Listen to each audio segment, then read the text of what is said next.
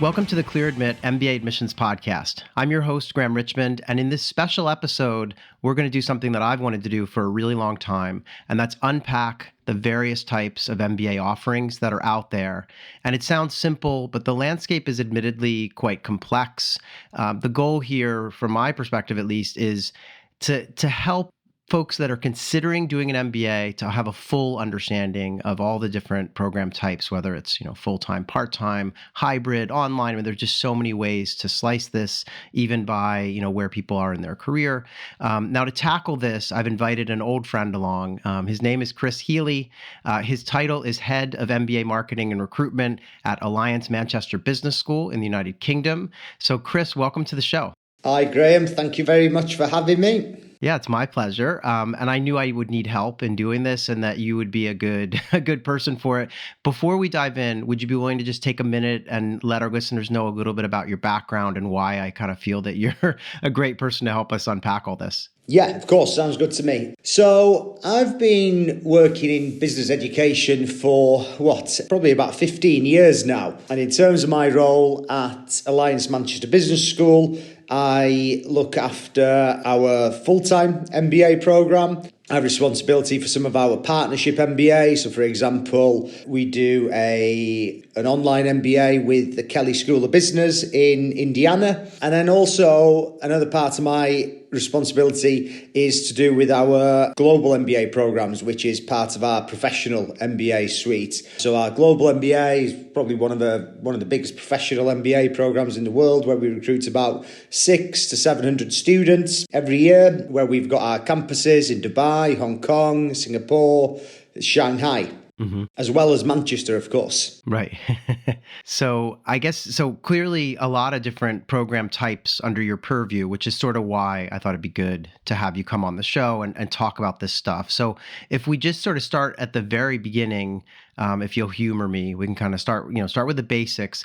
How would you describe the difference between just full-time MBA programs and part-time MBA programs? Yeah, it's an interesting one, that, because I always say to candidates, because there's a number of candidates that come to you and that's their first question, should I do a full-time MBA or should I do a part-time MBA? And I think, well, it's the first decision you need to make, but I also think it's the simplest decision.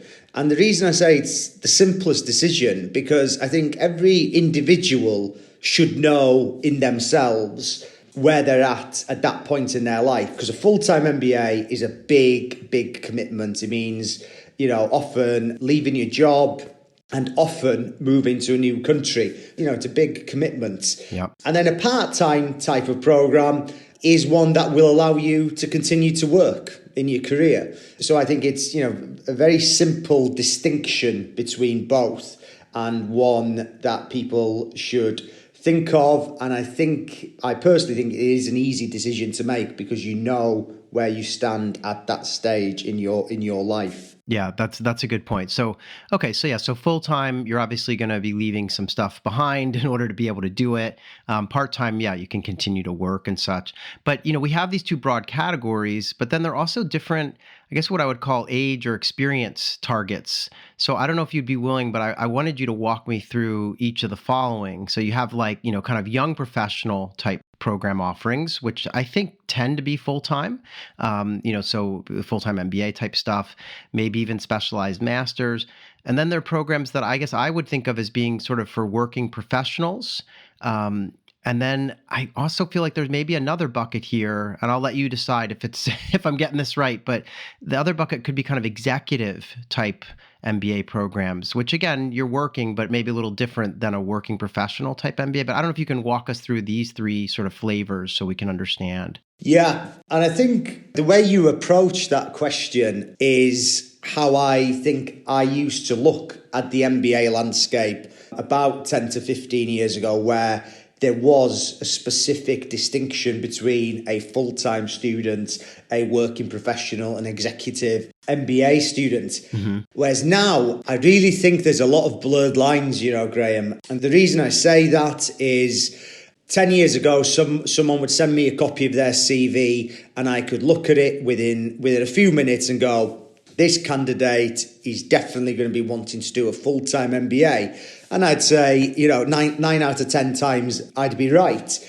Whereas now you could receive someone's CV, they might be 26, 27, about 4 or 5 years of experience behind them. And you'd be automatically be thinking, okay, this person is going to be looking for maybe a career change, and that they're going to be looking for a full-time MBA. But that's just not the case anymore. I'm seeing a lot of younger professionals who are unwilling to take that opportunity cost, if you will, of doing a full-time MBA. Right. I feel there's a lot of younger candidates now that are potentially maybe a bit more risk averse than people from 10, 15 years ago. And they are now looking at different types of programs. Equally on the full-time MBA, you still see a good amount of candidates who would qualify for any top executive MBA from around the world, but for whatever reason, they want to do a full-time MBA program. Okay, they might not want to do an internship like, a 26, 27, 28-year-old, but they do want to immerse themselves into a full-time MBA. So I absolutely get the way that you positioned that question, Graham, but I genuinely feel now there's so many MBA options available to people now that they don't just fit into one area. Yeah. And it's a case of, in terms of my role, my colleagues' roles from other business schools, it's about having these conversations now with these candidates to ensure that they're finding the right program for their specific needs at that specific moment in their lives. Yeah, I think, really well said. And I think I kind of purposely wanted to have these buckets so that we could break down some of these barriers. And I also think,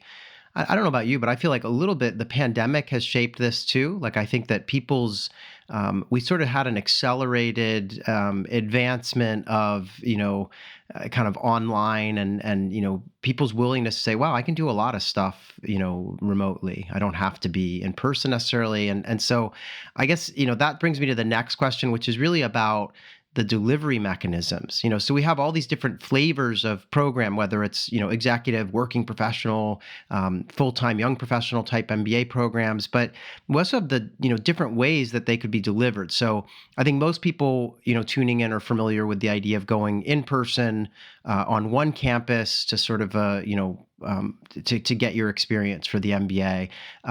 You also mentioned earlier in our conversation that, Alliance Manchester has something that sounded like in person, but with a rotation to various campuses across the globe. There's also, as I alluded to earlier, kind of online offerings, just fully online, MBA programs. And then you have, I guess, what I would call blended or hybrid type opportunities. So what are your viewpoints on this? Because there are all these different delivery mechanisms. And I think, again, the candidate needs to think this through too, in terms of what they would want. Yeah. And I think, I guess we're speaking now more about candidates who are looking at a part-time program or a professional MBA where they continue to work full-time. And you're exactly right. There's so many options now. And again, previously, I think schools, people like myself, were guilty of thinking, okay, this person has to be an executive MBA student. This person has to be a distance learning student. But it just isn't necessarily the case anymore. Of course, there's a huge amount of online MBA programs. Actually, remember, you mentioned there the pandemic. I remember one of the last face-to-face events I did before the pandemic started was in February 2020, was in California, and I was speaking about the growth of online MBAs in the US, and that was just before the pandemic. Now, of course, that will have increased even more so over the last couple of years.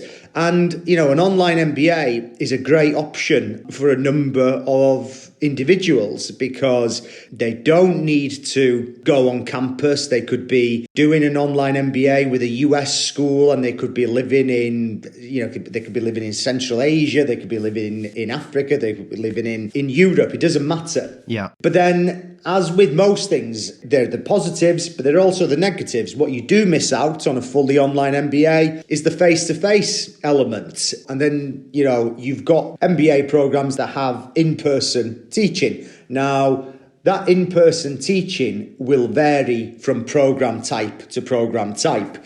So we could have, let's say, a distance learning MBA or a blended hybrid that might have, say it's a 2-year program. It could have a week at the beginning of the MBA, and it could have a week at the end of the MBA. Right. So, for example, Imperial, off the top of my head, would have one of those types of programs. Yeah. And again, that's going to work for a lot of people because you know exactly where you stand. You go, okay, I can come for that week at the start and I can come for the week at the end of the 2 years. And that's going to work very well for a number of individuals. And then you've got, more of what I would class the traditional in-person professional programs. So that could be a part-time evening MBA or a part-time weekend MBA. I think what I would say about those part-time evening MBAs, etc., they're very local. So let's say you lived in San Francisco. You're only really going to be doing a part-time evening MBA in that city. Right. You're not going to be doing a part-time evening MBA in Chicago or you know what, even closer to home, even in LA. You wouldn't be doing that. Right. So I think the MBA application pool now are people who want maybe more global exposure. They don't want to just be with students who are from the exact same city as they are.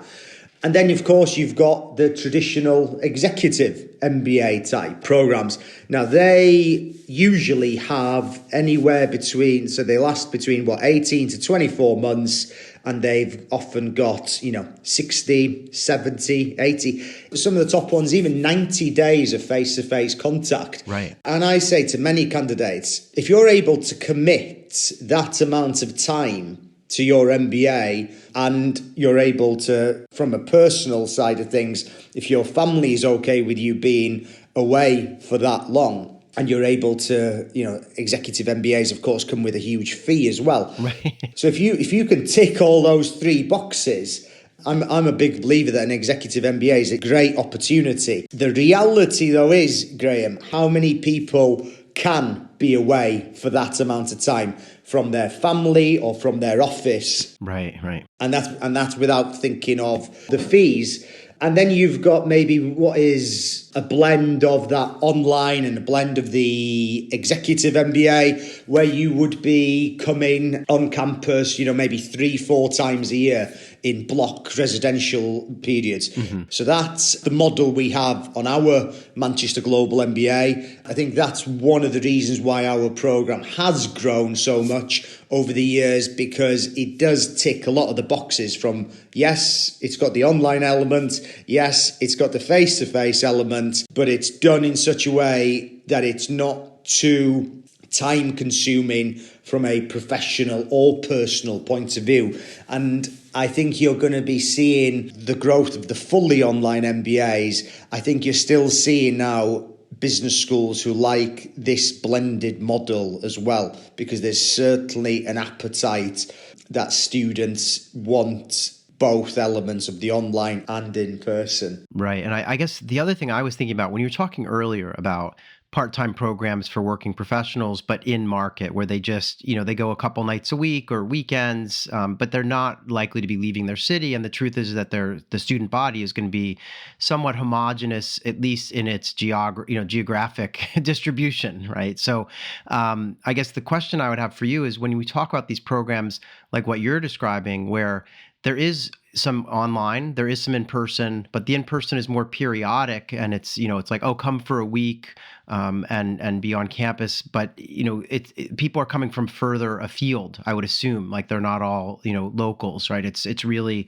allows for you to have what I guess we see in the full-time MBA experience, which is a very diverse kind of student body, but in a more part-time setting. So is that fair to say? Like, with the people that are in your program that you're speaking of, they're coming from all over the place, right? Absolutely. So I'll use Manchester as the example here, but this example can be used for the majority of business schools who will have a similar type of program. So at any one time, we've got students who are based in between 90 to 100 countries on our professional MBA programs. Mm-hmm. And that's purely because of the way the program has been structured. Again, if I go back to when I started in the industry, we did have a traditional part-time evening MBA. And of course, you could only recruit people who were in that specific catchment area. So I think one of the great benefits of the different professional MBAs that are on the market now is that diversity that you're going to get. Yeah, that makes sense. And I think, we just live in a world that allows for this kind of stuff to happen now. And so I guess there's another thing that I wanted to ask you about, which is when we talk about these programs, particularly the non kind of full-time, because full-time programs, we know a class comes in, they spend their year or two together and they graduate. And so it's what I would refer to as kind of a cohorted experience where you're traveling through the program with a group of classmates, you build friendships and so on. But when we get into the part-time stuff or even online or blended, then the question becomes one of, do you have a specific group of classmates that you've been sort of cohorted with, or are students moving from start to finish at their own sort of custom or maybe loosely defined, pace? And so would you be willing to speak to that? Because I think that's another thing that if I were a prospective student, I would want to be thinking about is, am I going to have a group of classmates that I travel, through this program with, or is it going to be a little bit more, my own pacing? Yeah, absolutely. Yeah, I'm in a very good place to answer that question because it's something I often speak with to a number of our candidates because, funnily enough, we've got both options available at Manchester. So the way I approach it and how I'll answer this question here is we can look at the advantages, but there's also the disadvantages as well. One is not better than the other, I think is the best way to start there. So in terms of, let's say, the closed cohort, so we have a closed cohort on our global executive MBA. And one of the biggest benefits there, undoubtedly, is you're going to build such a strong network. And the key word there is strong.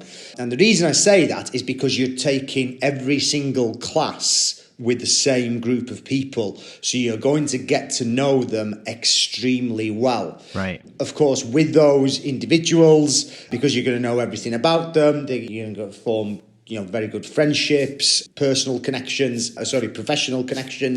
etc. But then on the other side of that, on our Manchester Global MBA, so that's the one without the word executive, we operate a model where we've got students in Manchester, we've got students in Dubai, students in Singapore, students in Hong Kong.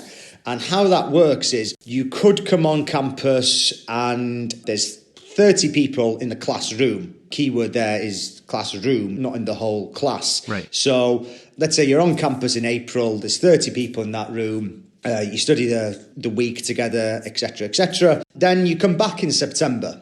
And in September, you're in a class of 30, but you maybe only recognise 12 people in that class. Right. And the other 17 people were not with you back in March, April, because they were in a different class. Now, what that is going to give you is a much larger network. Now, of course, there's a lot of benefits to that. Your network is growing exponentially, if you will, over a 2-year period. And sometimes it's up to an individual to think, what is potentially best for them.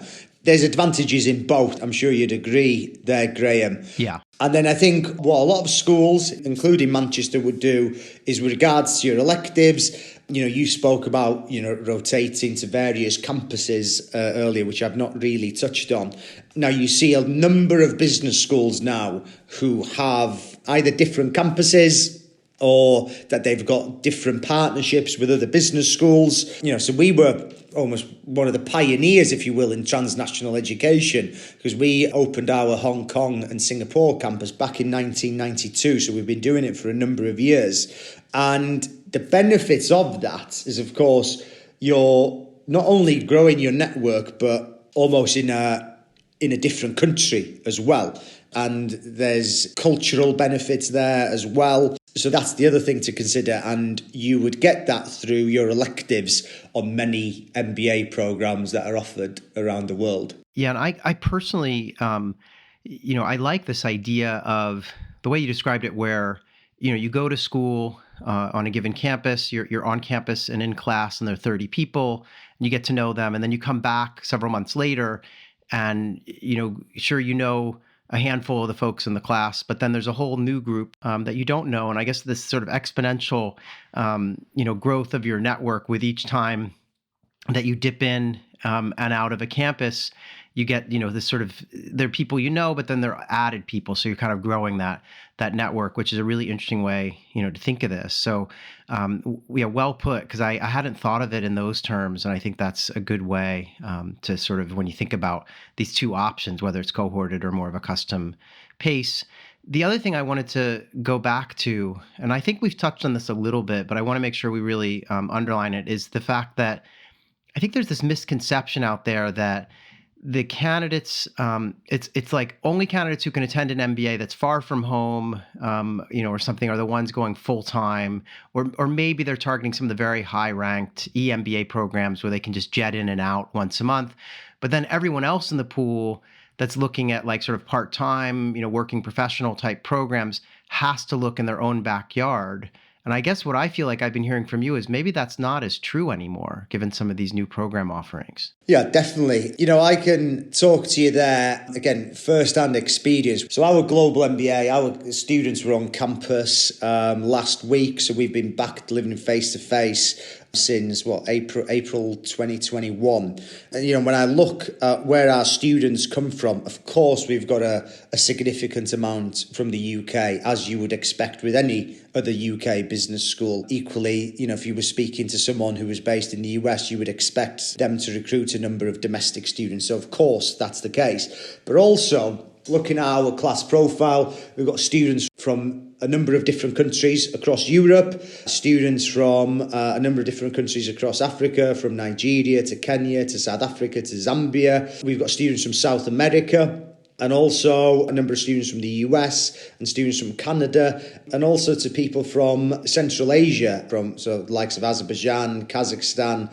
And again, I'd say that is not something that is unique to Manchester, I don't think, in my opinion. I'm sure a number of business schools would be able to say the same thing. Right. And it's a really good point you make, Graham, because I think over the last few years, we're in 2022 now and beyond, when candidates are thinking of MBA programs, I think they can be confident of having that global diversity in that classroom, which is very important, I think, to a large percentage of prospective MBA students these days. Yeah, agreed. So I guess the other thing is, and this is kind of why I wanted you to come on this show to talk about program types, because I feel like in my experience over the years that Alliance Manchester Business School is really known for having this kind of broad portfolio of management education offerings. And we haven't even talked about like specialized masters, but if you think about all the specialized masters offerings that you all have in the business education domain, plus your, kind of full-time, quote, traditional, MBA, and then all the different flavors of global, MBA offerings and things, like you just have a lot. So I was wondering if you might, I think you've done some of this, but just can you give us the lay of the land on like what you guys offer?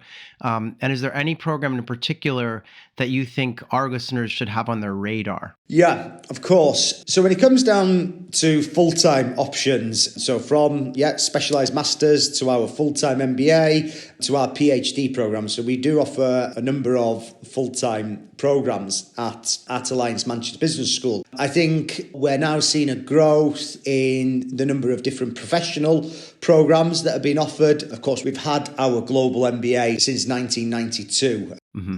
And, as I said, it is now one of the biggest professional MBA programs in the world. But we've been diversifying as of late. We've now got the similar model to our global MBA, and we're trying to replicate it onto different specialized master's programs. So we've just recently launched a online financial management program that still has some face-to-face contact. in it. Wow. Okay. And then we have also recently launched our Manchester Global Executive MBA. So that's for candidates with, generally speaking, about over 10 years of experience. And in terms of what I think potential listeners might be interested in, I think full-time MBAs, there's so much information around in existence. I think Clear Admit do a fantastic job in terms of helping schools market their full-time MBA programs from around the world. There's a number of other sources. And I just feel at the moment, from speaking to that prospect pool, that there's still a lot of confusion about what options are available if you want to continue to work full time. And I think people need to move away from that mindset of, okay, I can only look at an executive MBA, or I can only look at an online MBA, or I can only look at a blended program. If you've made that decision that you want to continue to work whilst pursuing an MBA, then I say all those programs are on the table. All those programs offer advantages. There's a lot of benefits to every single one of those program types. But what might work for one person will not work for another. We spoke in terms of the commitment in terms of days. We spoke about the online, fully online. So what I would say is look at that professional MBA landscape holistically would be something I would maybe advise to some of your listeners. Yeah, well said. I mean, I think that you're right. The lines have been blurred, and so there. Yeah, I think the best advice, is sort of like don't rule out something just because of the way the models used to be. It sounds like there's a lot more flexibility and ways for people to, get their education. I did want to, I know we're going to wrap up shortly here, but I wanted to ask you, I love, there's a story about the history of management education in the United Kingdom that I always find interesting when people tell it. And I think it's sort of not well known outside of the UK. So I wondered if you would just tell me a little bit about like Manchester's history in graduate management education, and like if you could elaborate on like this link that exists between you guys and London Business School and what that's all about, because I think people don't know that story. Yeah, absolutely, Graham. So, as I'm sure a number of people already know, when we think of graduate management education, business education, undoubtedly the birthplace was the US. Right. And when we go back now to the 1960s, in terms of the UK, it has always had significantly prestigious universities, from, the University of Oxford to the University of Cambridge, and of course, University of Manchester, University of London, etc., etc. Right. But at this time as well, there was such a growth in graduate schools in the US, and this was noticed by the UK government at the time. So what they did is they approached the University of London and they approached the University of Manchester, and they asked both universities, could they set up standalone business schools? And then that led in 1965 to the inception of London Business School in the south of England and to Manchester Business School in the north of England. Mm-hmm. So there you have it. The two first UK business schools to open was in 1965, and it was London Business School and Alliance Manchester Business School. Yeah, I actually put that on a quiz, one of these lockdown Zoom quizzes recently. Oh, that's funny. Yeah, it is. It's just an interesting story to me, just because you're right. Most people think of the MBA was kind of born in the US, but I just thought it was fascinating how the UK government was like, hey, we need to actually get going on management education as well, and that led to the birth of your business school at Manchester and LBS down in London as well. So just kind of some cool trivia there, if people ever get that question on a pop quiz too. So I feel like I've learned a lot about the different program types that exist and how it's sort of an evolving space. But anything else you want to share with our listeners about how they might go about making a choice and whether they should confine themselves to like one sort of program, or is it like a weird thing to apply concurrently to multiple program types? Yeah. So in terms of making a choice, I think the best piece of advice I can give there is to speak directly to business schools. Whether that's having a Zoom consultation. I'm pleased to say that myself and I think many colleagues from other business schools are going to be going back to doing some in-country events very shortly. Oh, great. That's great to hear. Yeah. So there's going to be opportunities to meet business schools face to face, from across the world, I think, in 2022 and beyond. And the reason I encourage people to do that is this industry is full of people like myself who are experts in this specific field, who've got a wealth of experience, and they do offer, I think, great advice to candidates. And it's not always about, if someone speaks to me, I'm absolutely not telling every single candidate to come to Manchester. I'm happy to tell people, have you looked at this programme from X business school? And I also know my colleagues from around the world do exactly the same as well. So you do meet people who work at these business schools, full of integrity, etc., and they'll give the right advice to candidates. So make use of these individuals would be one piece of advice I would offer. And in terms of you're saying about, applying concurrently to multiple program types, again, I've seen this firsthand when it comes to professional MBA programs. You'll have someone who is submitting an application, let's say, to INSEAD's Global Executive MBA. They're putting in an application for our Manchester Global MBA. They're putting in an application to UNC's fully online MBA. And there's 3 MBA programs there from 3 great business schools that have got 3 completely different models. Right. Now, don't think that there's only one program type for you. Of course, think very carefully in terms of the structure that you want. And then if that means applying for, 3 fully online MBAs, then so be it. Yeah, I think that's good advice. And I really appreciate you making time to sit down and talk about this. I know just to kind of recap, we went through kind of full-time versus part-time. We went through what we used to define as like, there's sort of young professional market versus a working professional versus executive, and how those lines have been blurred in terms of what's on offer for each of those groups. We talked about in-person, rotating to different campuses. We talked about online or blended, cohorted programs versus custom pacing. And yeah, just so many different ways to look at this. But I think the advice that you gave here that stands out to me at least is, talking to, admissions representatives and folks from these schools can be incredibly helpful. And you're right. I feel like anyone working in this domain tends to be, it's not just about promoting their own university. It's about promoting management education and helping, young professionals or executives find the right place to get the education they need.